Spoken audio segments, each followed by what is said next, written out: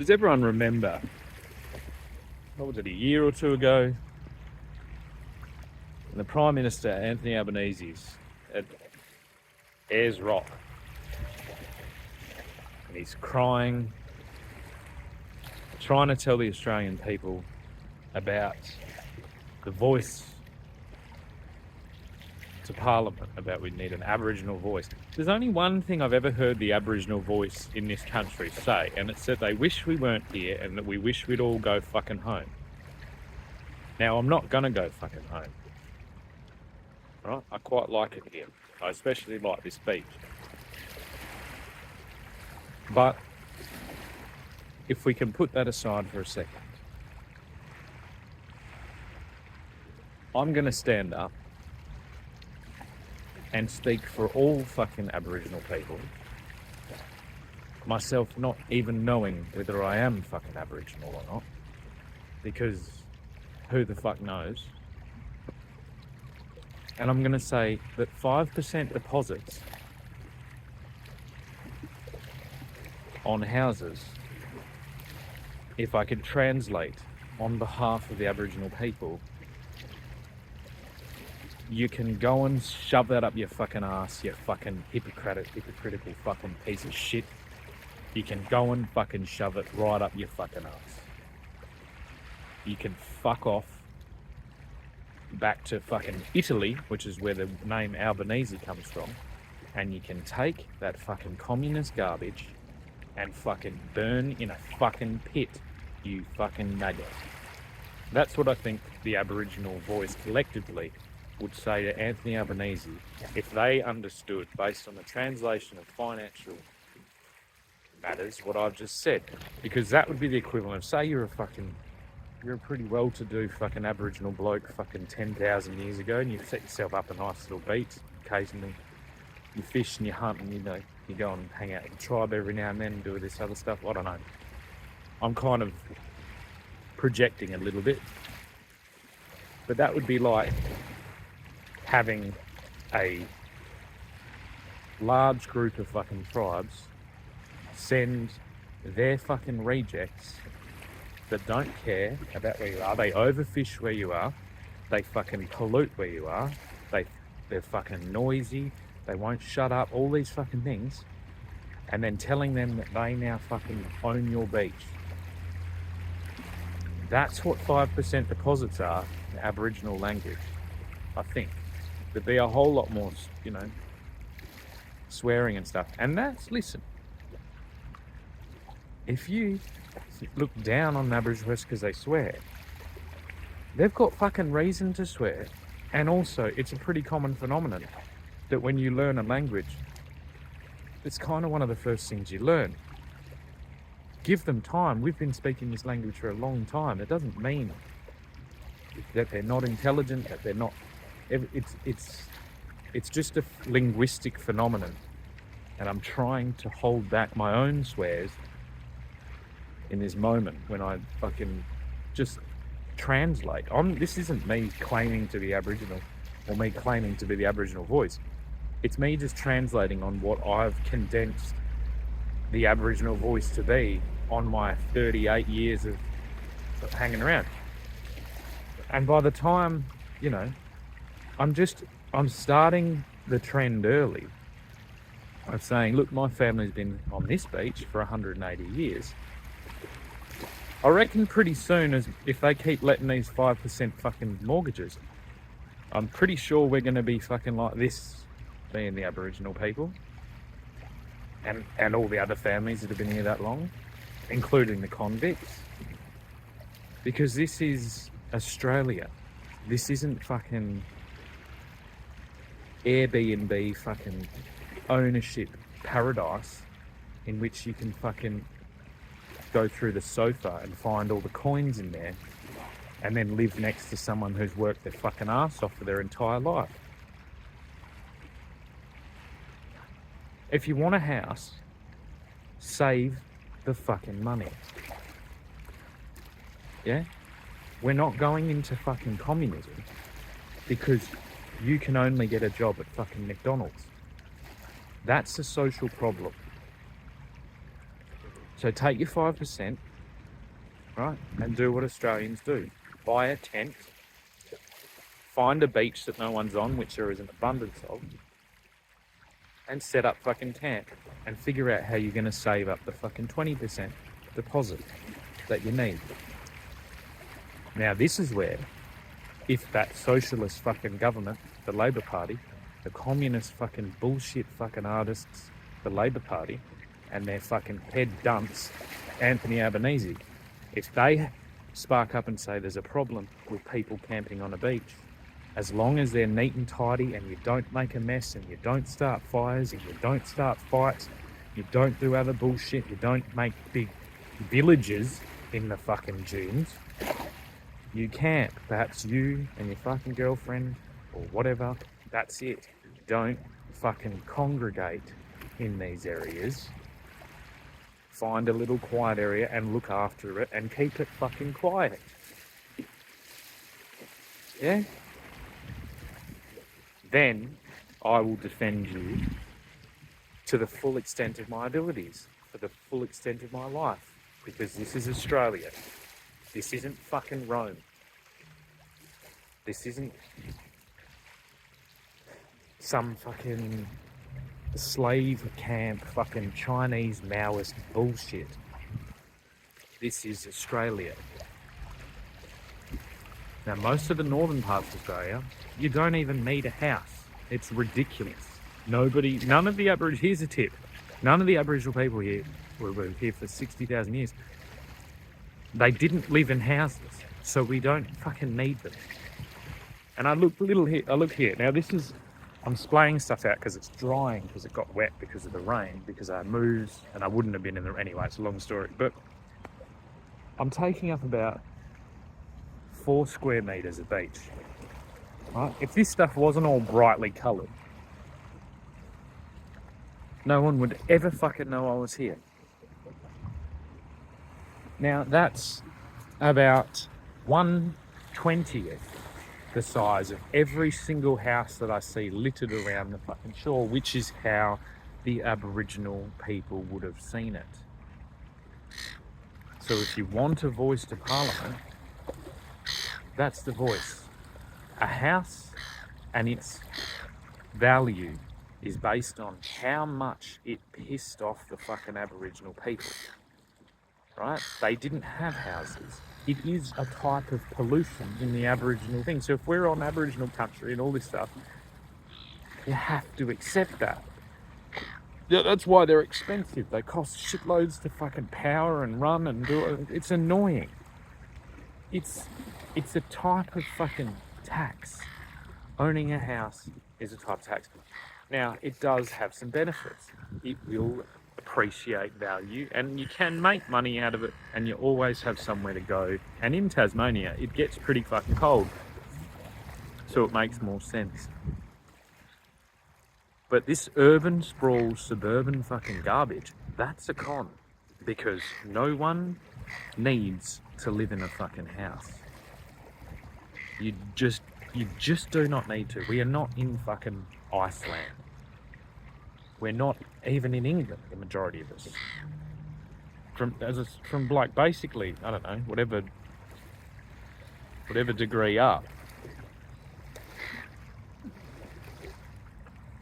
It's subtropics, Mediterranean tropics. It's like the houses in the Mediterranean were built for storage of grain and for security.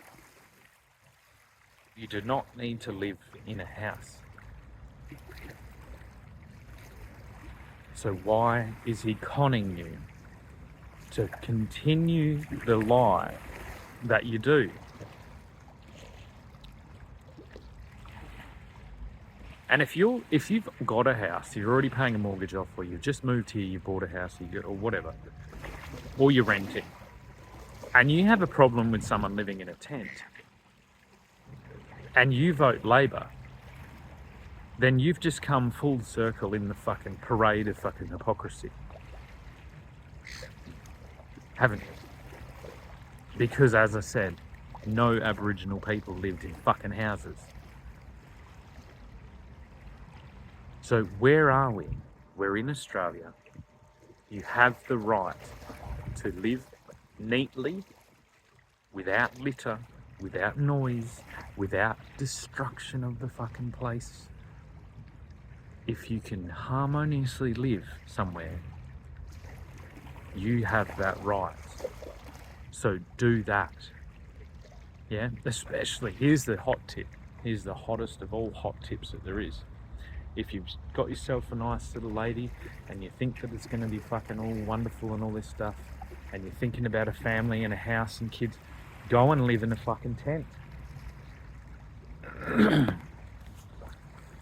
And go and do it for 6 months, 8 months. You're not poor me, look at me, I'm living in a tent. That's what I would be doing. Like, to celebrate. That's what I'd be doing if... Do you know what I mean? Trust me. That's the top.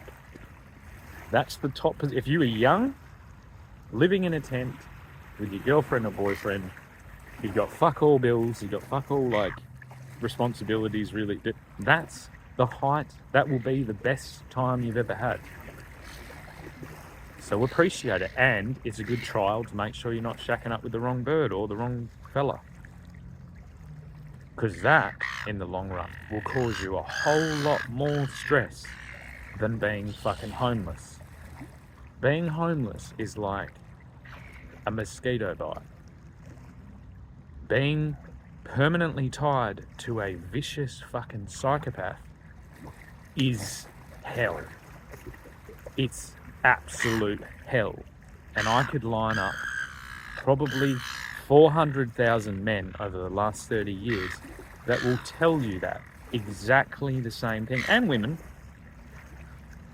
but there's a lot of men, and the reason it's men is because of this con about houses, and the place that I blame for that current con is the block, because I've experienced the contestants that they get on the block, and they're fucking scum as well. So yeah, from one Australian. And these seagulls. Look at this. This is what 5% fucking... They're 5% deposits.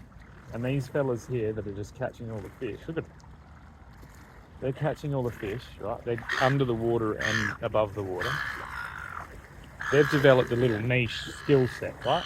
And these seagulls here are like, oh, piss off, let me have 5% deposits. I want 5% deposits.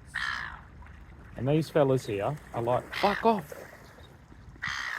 Fuck off, go tell Albanese to fuck off. He wasn't even serious when he fucking cried at Edge Lock. He's a fucking lion dog cunt. Let's fucking string him up. That's what they'd be saying if there were more of them. Look at Africa. But there aren't more of them. But there gradually is more,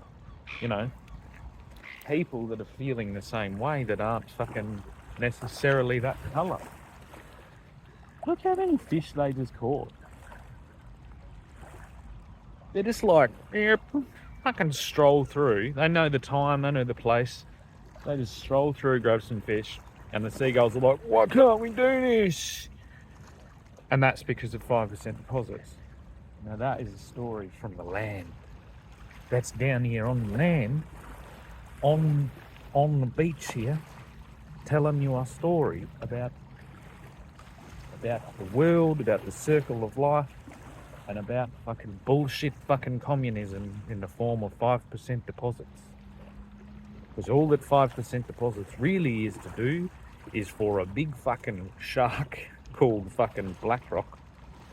They want that big shark there to have a fucking never-ending supply of fucking defaults on their fucking mortgages, so that they can affect the entire mortgage rate and the whole fucking economy and the whole housing market, so that they can scrape up... Well, it's actually not a shark, because a shark would actually be nice. This is a fucking trawler. Like a deep Soviet Russian trawler that just trawls up all the houses that we don't even need to live in. Makes the government bulldoze tents while crying at Ayers Rock, saying that every fucking Aboriginal person needs a house, despite them never actually needing a house ever in their entire fucking 60,000 year existence. seagulls are better than you, Albo. At least the seagulls, you know, they do something.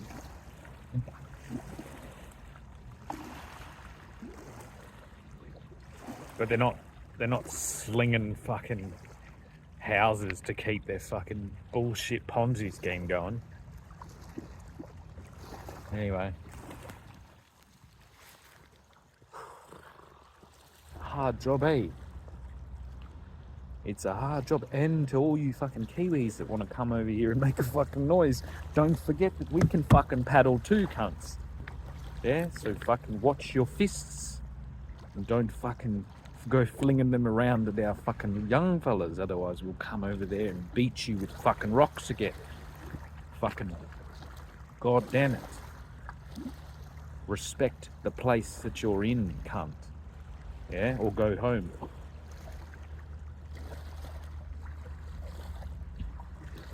Do do do do do do do.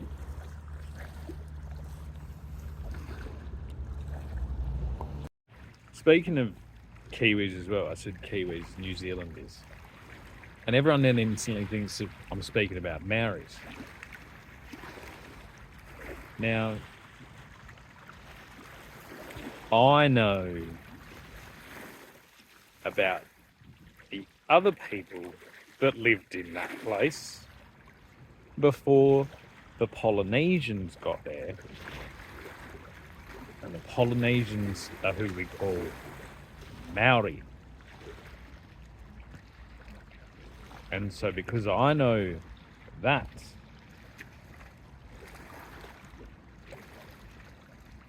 why do you think the Maoris are specifically more warrior-minded than the other Polynesians? Is because they did some shit there that's hidden in their stories that we don't talk about, because that's an agreement. Whenever you land, if you land somewhere as a more powerful force, this story is fucking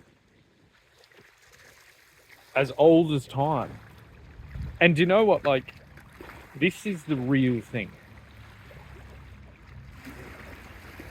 If you spray fucking ants in your house, or you use mouse traps, right? Or you sterilize your cat or dog, or if you mow your lawn, you are doing the same thing.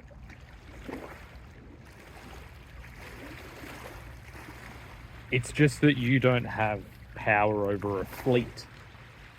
And if you did, and you act, and you do those types of things, you would probably do far worse than what was actually done by the people that were in control of those fleets.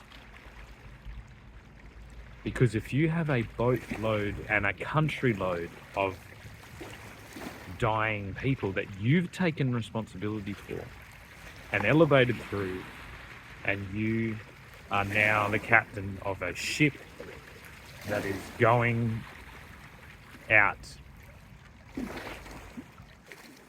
as a representative and, you know, to try and bring something positive back to that group.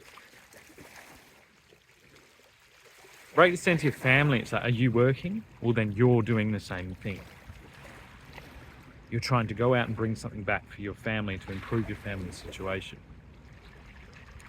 And most employment, almost all of it, eventually will tie back to something that is destructive now to the environment. The environment now is the analogue for the human people of the past. There aren't any more people. There's just the environment. You get it? So what you're doing to the environment now is not only destroying the future for the traditional owners, not only destroying the future for the relatives of the convicts and the settlers and the pioneers that pioneered this land. But for all of that into the future, potentially for hundreds and thousands of years. So if you are working at all towards any system, you are now a part of the largest genocide ever known to man, because you are the culmination of 10,000 years of genocide in which all the people are dead and the snake is eating its tail and the snake is circling itself, destroying the center and making it not just killing the people there, but making it uninhabitable for the future. So if you carry on and say, oh, this is the colonizers, this, rah, rah, rah, rah, rah, and you think that you're the sole one, if you were the sole person that was fucking saying that, hey, we shouldn't do this. Like, you've got a boatload of starving people, a country load of starving people, all this thing. Hey, we shouldn't take this place. We should fucking go home empty-handed. You'd be killed. You would have been thrown off the ship. Ask me how I know, because this is my version of being, look, we're lucky I had a paddleboard. But this is where we're at. It's not some type of fringe thing. It's not just a genocide of people. It's not just leading to the genocide of people. You want to look what's going on in Palestine. That's why it's going on there.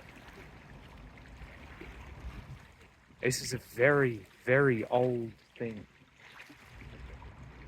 But it's not just, if you want to look at PETA, the protection of animals, and you've got and you're crying about a pig that's getting it's like, it's not just our livestock that's getting killed inhumanely. It's every single animal everywhere is going to be dead. Because we're on a fucking thing, and it's not because of carbon fucking dioxide. Carbon dioxide just, I guess, was...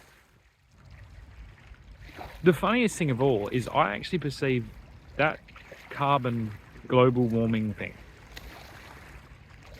Everyone thinks, oh, it's a strategy, it's all bullshit, rah, rah, rah. This is, in order to change whatever and make money. I actually think it was a way to acknowledge the actual destruction and continue the thing going while that generation continued to make money. So global warming wasn't there to scare us and do these things. It was there to scare us less than we actually should have been scared because of all the compounding issues. To scare us less.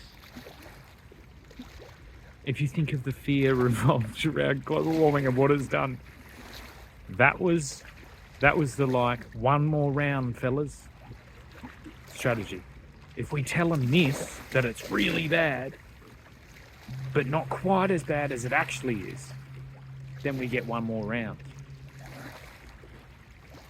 That's the reality. Because it's something like 50, 60 years ago, we were at this position to do with food. And we made one innovation which doubled our food supply, which was a breeding of a plant.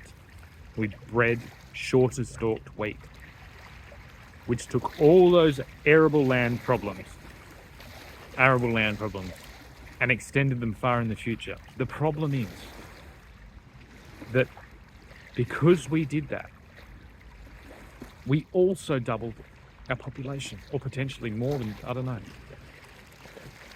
So now we have twice as many people with twice the size of the problem. That's exponential hell that we're going into. There's no, tiny little change that we need. That's the delusion. It's complete fucking change everywhere. Complete focus on the issue, which is what a war is. If you look at the wars that are going, there will just be non-stop wars.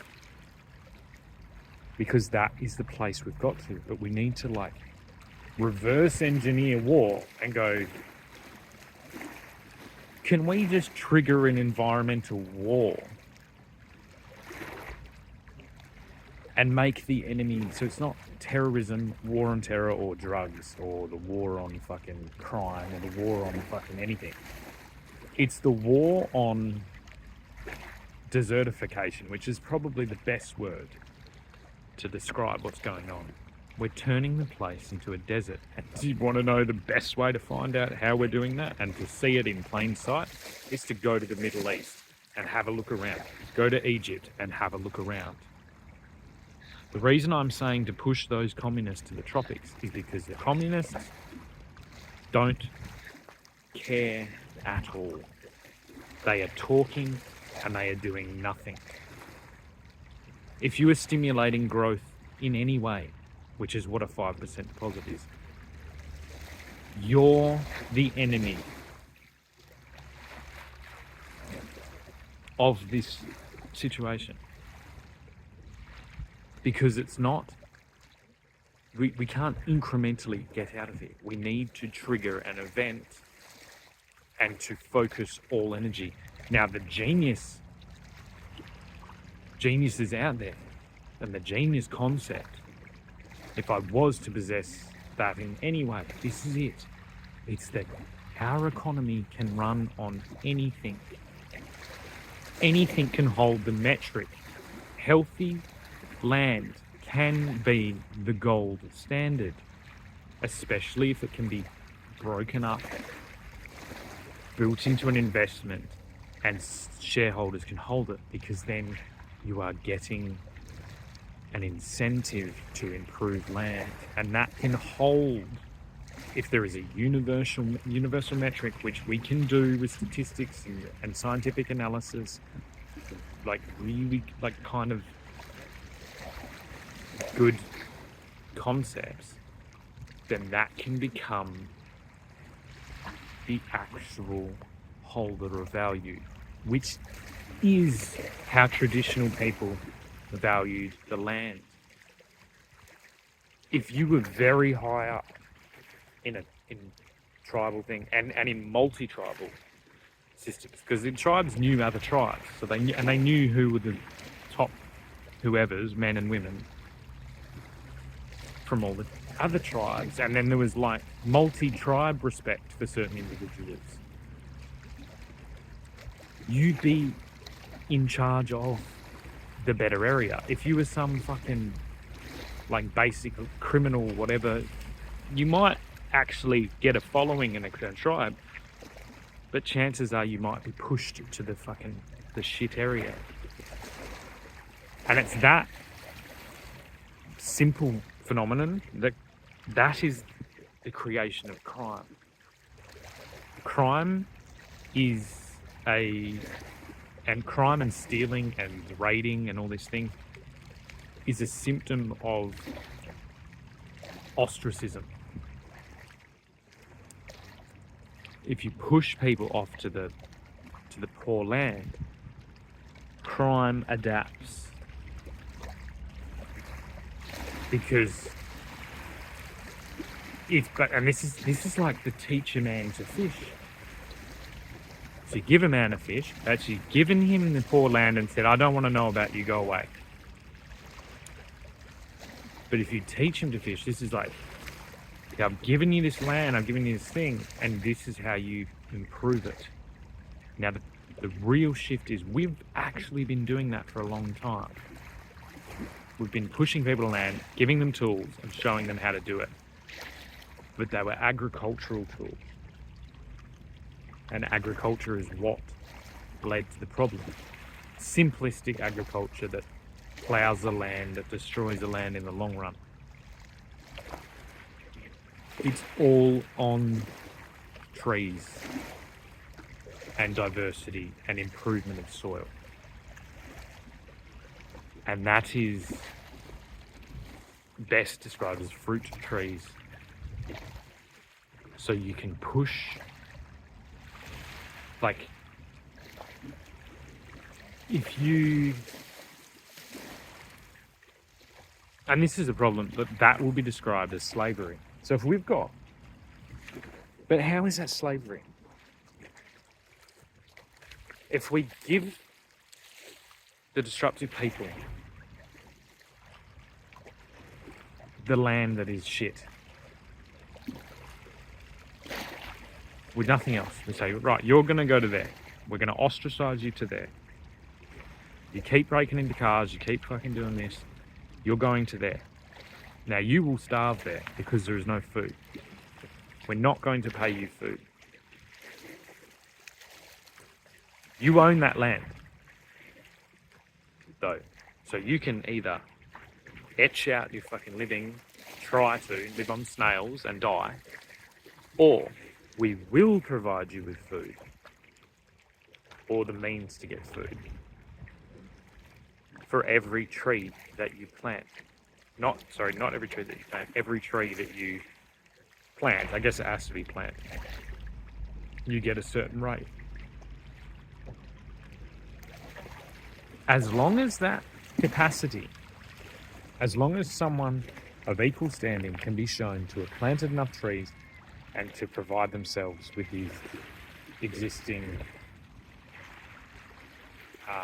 minimum wage, like going fast because this is a punishment, then that's not slavery. It's not slavery at all because they own the land.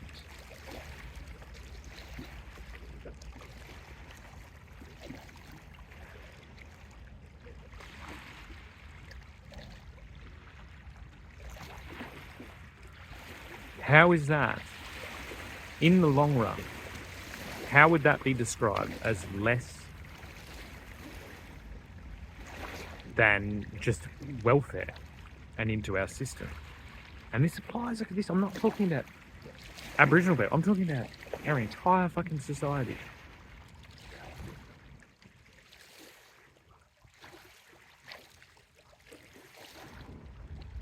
I think the concept that food is free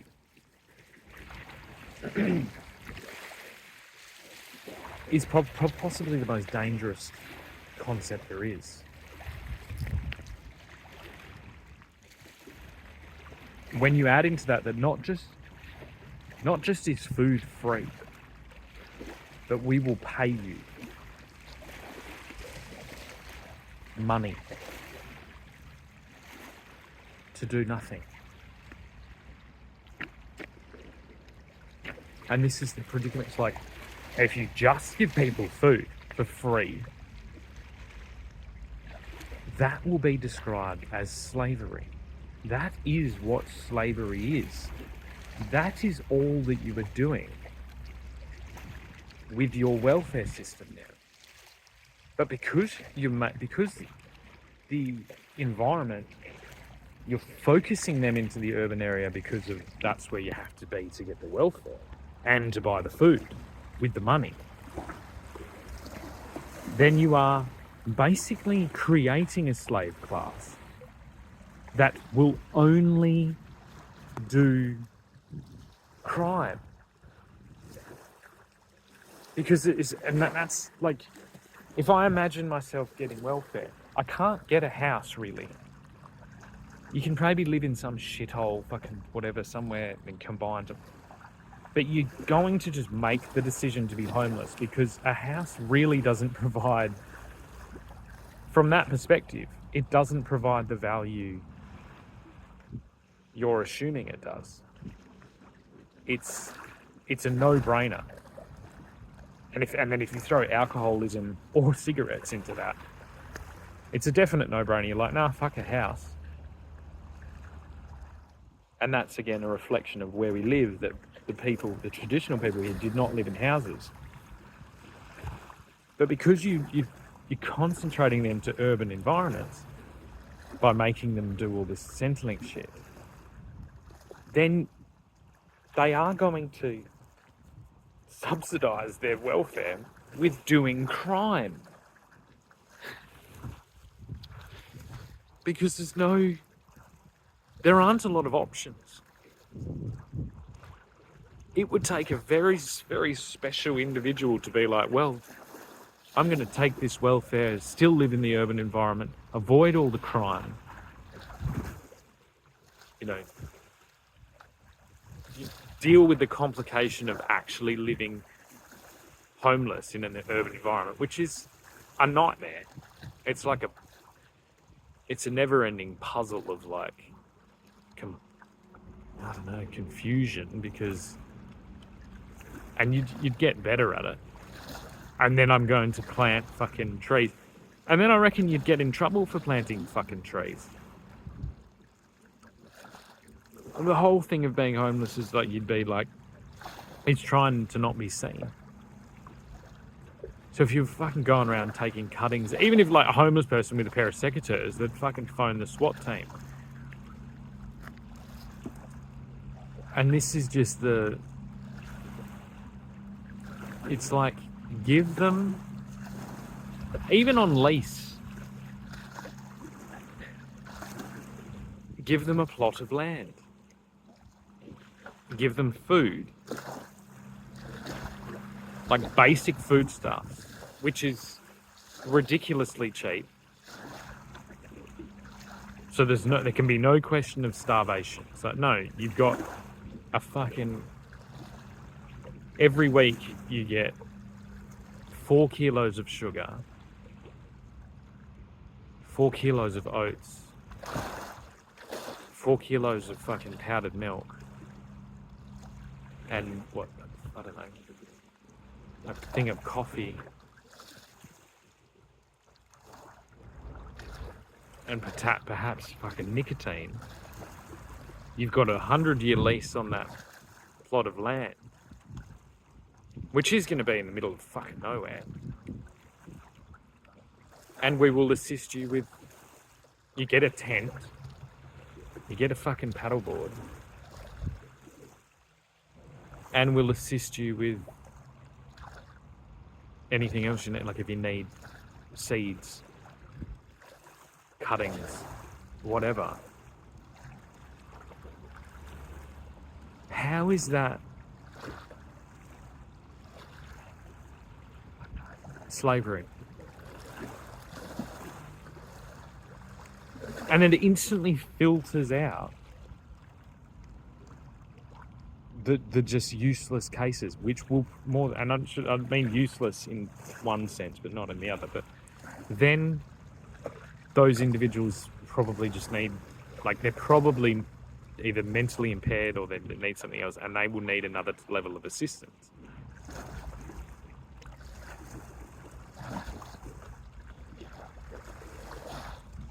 But then the individuals that are just, you know, for one reason or another, have fallen off the machine, then you'll see why. Because this current industrial fucking machine, I think subconsciously we know that it's broken and it's not doing anything. And so people just the right people, I think, that just naturally will just reject that. Their natural inclination will be to reject this false machine that has been installed and that is called government. Because it's not improving anything. There's nothing tangible. I actually think the only time, like if I look around, everything was built and everything has a certain infrastructure. It's like, oh yeah, government made sense then because it was non-stop doing things in front of you. It's like, oh, they did all that, they put that up, they did this, they did all this infrastructure. That isn't the case now. Even new developments, that's a developer doing that. That's contractors doing that. It's just become this kind of... I actually think government itself, and listen to this, government has become the meeting place. Government is the homelessness problem.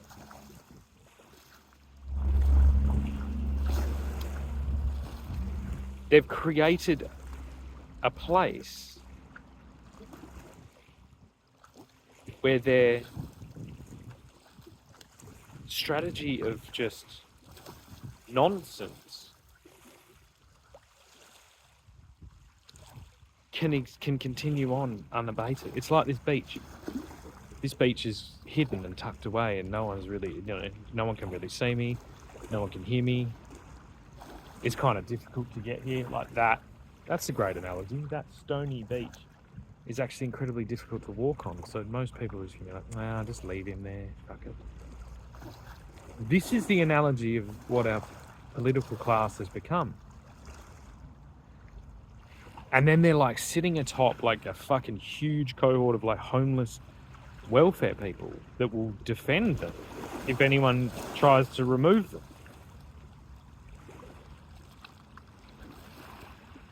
But they're not doing anything.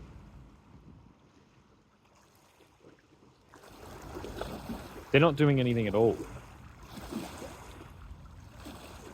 They're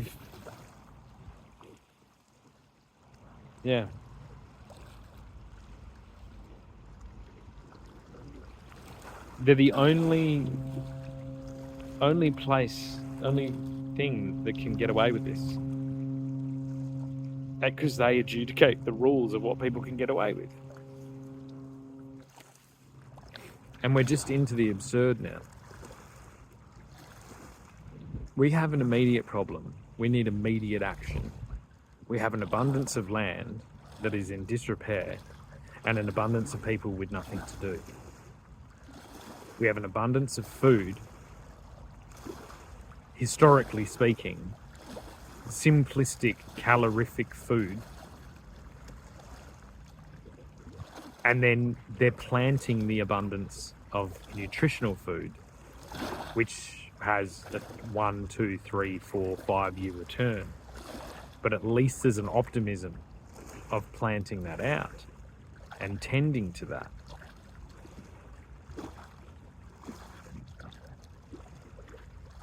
That is the only positive future I see for those individuals that have slipped. Or that not have slipped, that have fallen off the fucking machine that is breaking all around us. The earlier we start that, the more abundant environments we have, and the more we learn about how to do that everywhere. That is the only transition that we can do. We need to shift wealth away, and that's why we need a stakeholder claim market system to actually put a gold standard of value on healthy environments. Now, this can be a healthy, pristine, natural environment, which is where I think the wealthy elite will congregate their finances. But this can also be a healthy, organic food production system. That could be a diverse orchard of introduced species. That will have the same rating.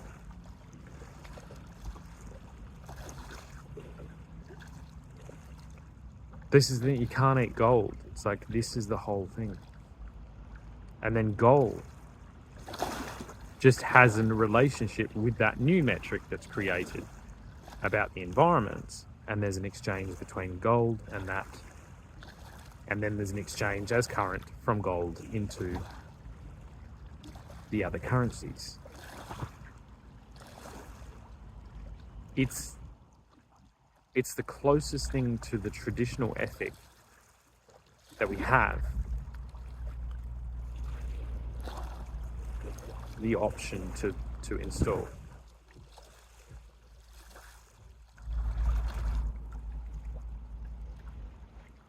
And it's basically installing a market system to each location. Funnily enough, it's a vaccine for big government. And we do not need government to do it. It's just a financial product. They can't regulate it.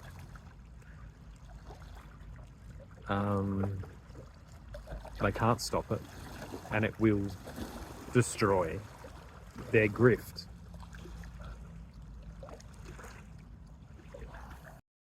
So the more I think about this, as I sketch it out, and I wish I had a whiteboard or some fucking crayon. It seems to be like the only analogous industry that kind of filled this role, that used to do a pretty good job, was the media.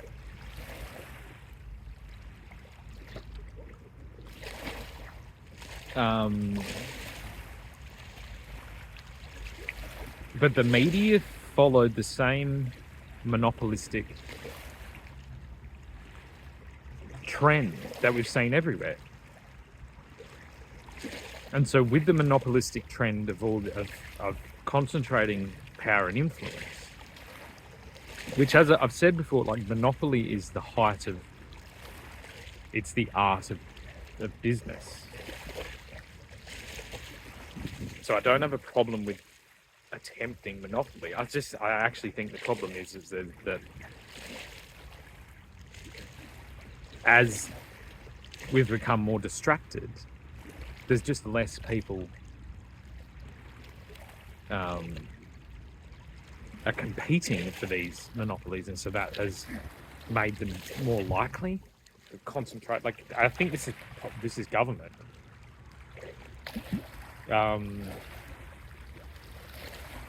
They've made it just a nightmare of paperwork and bullshit to get in there. They've just built a fence around it that keeps most people. I'm like, oh, I can't be fuck doing all that shit. I don't mind sitting here and doing hours and hours of research and hours of work, but I am held out by some fucking bullshit paperwork electric fence, which is what the worst people would do. They would put a fence around the thing and keep the productive people out of it.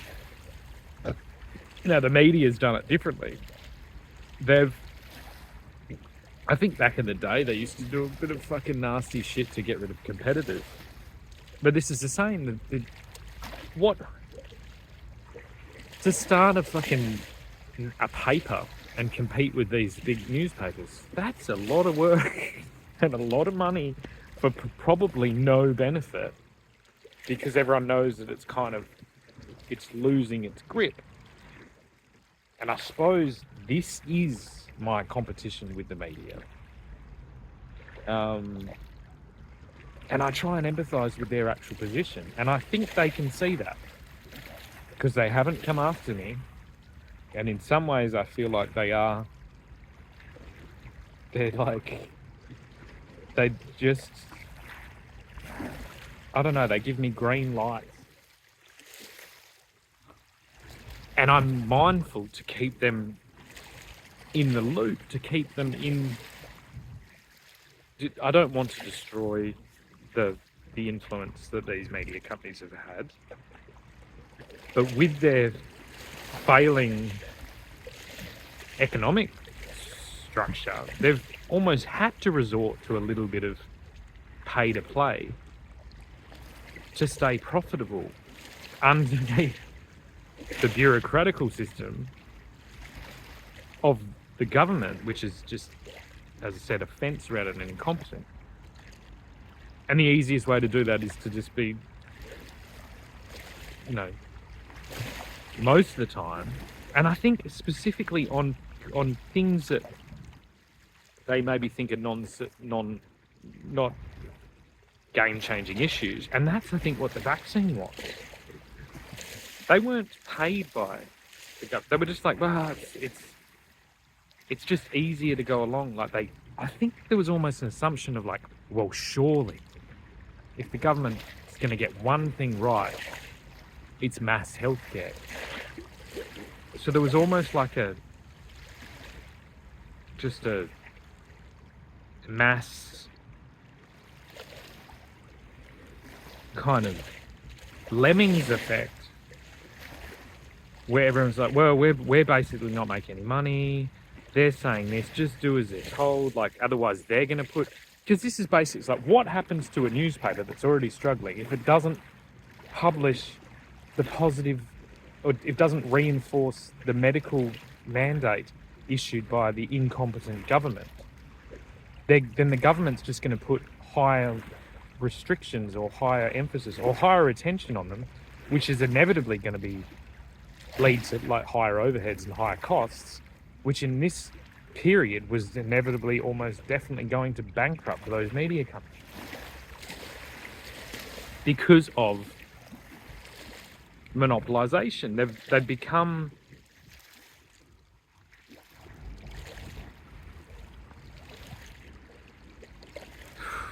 it's like the cocaine, like the coca plant is actually is pretty healthy and used. It's like you make cocaine and it creates health. It's concentrated anything, and that's what's happened to our media. Media became concentrated, the government became concentrated, the pharmaceutical companies became concentrated, and it's actually the simplification of the diversity that leads to the like shrinking of the money supply, because there isn't money moving around, and so they make larger decisions based on scale, and then they're kind of trapped within their own efficiency structures of scale.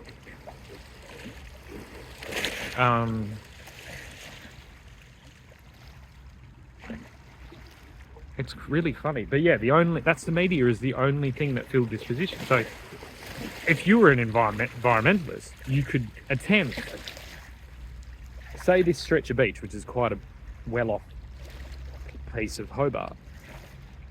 If you're an environmentalist, like say I discovered that, I don't know, all these houses were fucking leaching cyanide. They're not, I don't think. I haven't looked, and I'm not going to look. Cyanide into the river, and I don't know, so something like that. And you're an environmentalist. The only way you could attempt to really you'd go to government, which you're going to hit the same fence that I hit trying to do anything, or the media, and then you hit the same fence there. And then if you go to the media, all these householders are going to push back at the media, and you end up with one person versus a huge conglomerate of concerned individuals that aren't concerned. That's it. There's two entities. Whereas if it's a marketplace, you can initiate change. It's a non-concerned entity that derives its money from the flow of the money in and out of the different geographical currencies, if you can keep up with me. So it's not captured by the same system. It's a completely dynamic system. So it will process all things. If there is enough environmental pushback in certain geographical areas, once that opens up as the vector to make a stand. So if you're seeing pollution and you're an environmentalist, you go to this place, they will process it in, immediately give a rating on how that affects their baseline handicap, and then you will either have pushback from the residents in the form of improving, or pushback, like they can't just push back in the media, which is kind of abstract. So the media just more than likely, it's better for them to not publish, whereas this rating, it would be better for them to publish the environmental thing. And then you either have people leave the area because of that, or improve the area, or push back and discredit the potentially overreach by the environmentalists, who that will happen as well. But then you have a dynamic system that can balance the actual reality. It gets a lot closer to the reality of each geographical region, rather than just arbitrary things, especially big government. A big government can't understand the intricacies of a 200-meter stretch of beach, but this marketplace of handicap and currency, and it's linked to currency, can. And so this creates a super dynamic thing, because environmentalists almost become like, what are the people called, that, like property managers, with their observation and write-up on key environmental issues. And it's not linked to government and licensing. So if, say, a factory is polluting an entire region that falls in a region, that's where the environmentalists go to. They go to this market. That factory's overheads then increase, and that increases the overheads for everyone in the area.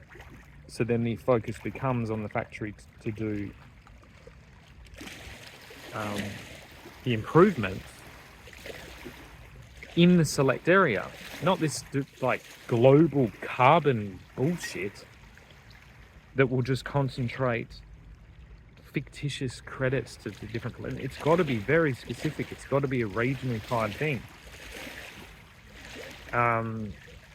It's the same as rentals. If you have areas that are being gobbled up by huge multinationals to provide rental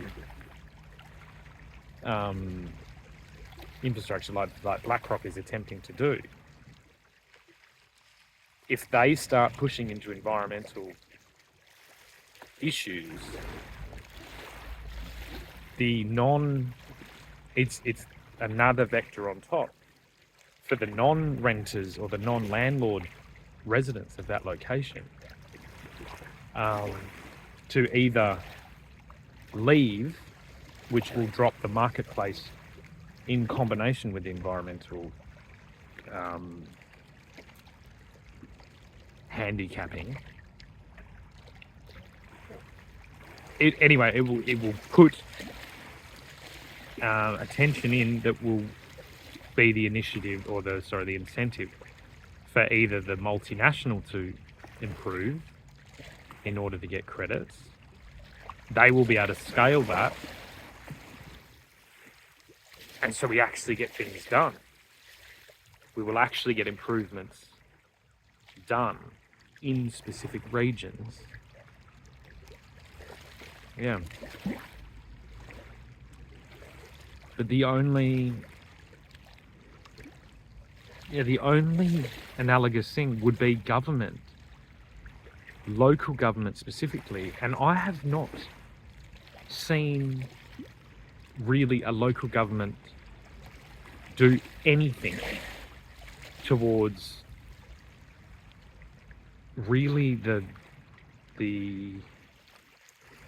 limiting of polluting in geographical regions, or the improvement, because they only have a certain set of tools that are accessible. They can send fines and things like this, but it's like the wrong, or they can disrupt This replaces all of that with just a convenient handicap and gives the environmentalists of the world a vector. And then they can, it's kind of within there, they can project out to say they select an area to live and they improve it. Everybody in that area is benefiting. If they then go to their neighboring area and start documenting to bring that down, then you will get,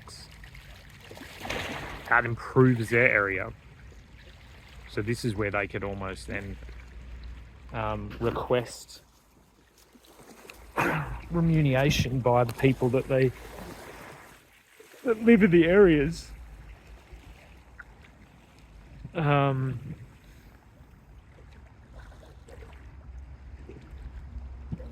they can actually create funds to concentrate. So they could create a fund that holds assets in improving areas, which incentivizes their work in critiquing and documenting destruction in other areas, which by comparison shifts the whole market. So as one place goes down, that actually elevates the place that they have holdings in. And if you've made that into a fund, then you can, that's a career. That's a career as an environmentalist. Rather than at the moment, to be an environmentalist, you're attempting to prod into the government, which has built itself just a fence of incompetence and neglect, or the media, which is trying to survive and has to keep everyone happy. It just incentivizes environmental improvement and decentivizes environmental destruction. Yeah. I'm going into lots of detail because it's crucial. And please, if anyone is watching this, don't forget that this can all be condensed with artificial intelligence into a full thesis and a full pitch, and I don't know what's the word, a full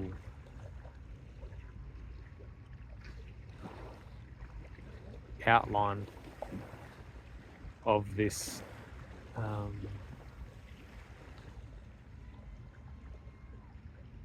this strategy. So I'm trying to flesh out all the different